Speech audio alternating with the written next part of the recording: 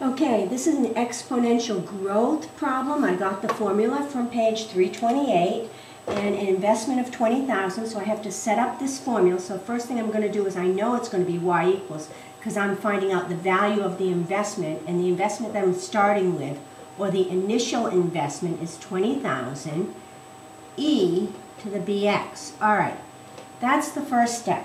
Now, I need to figure out where do I put that 10.5%. Think about it for a minute.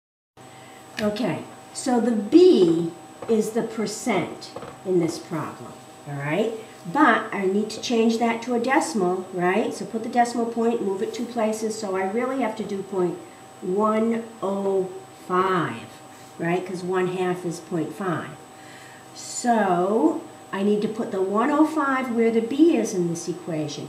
Now here's the tricky part, the time to double. Well, if my investment is 20,000 when I start, what is it when I end? It's double, right?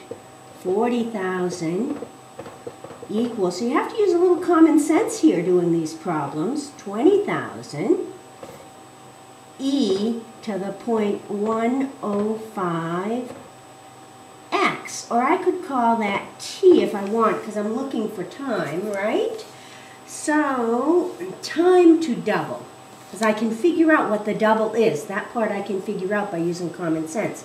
Now, to make this a little simpler, I'm going to divide by 10,000 so that I can rewrite this problem as 4 equals 2e to the 0.105t.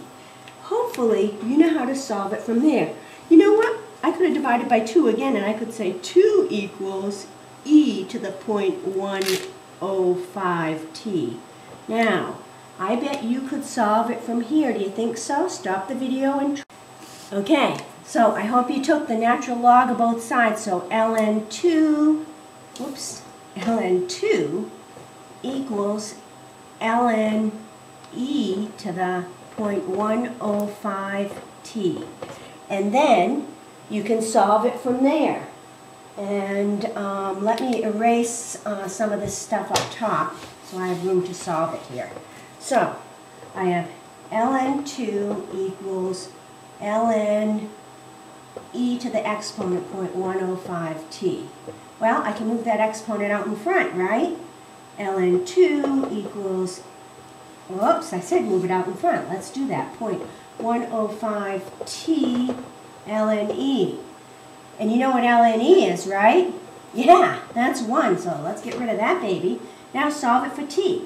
So t equals ln2 divided by 0.105.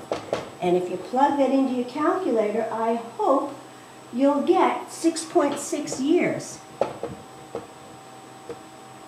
All right?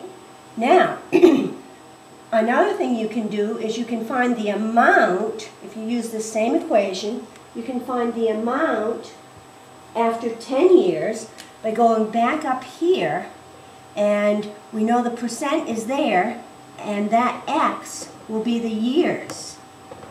So go back to this equation and plug in 10 for years, 0.105 for the b, and see if you can get the answer for part 2 of this, and it should be 57153. 57153 point, I think it's 02. Yeah, 02.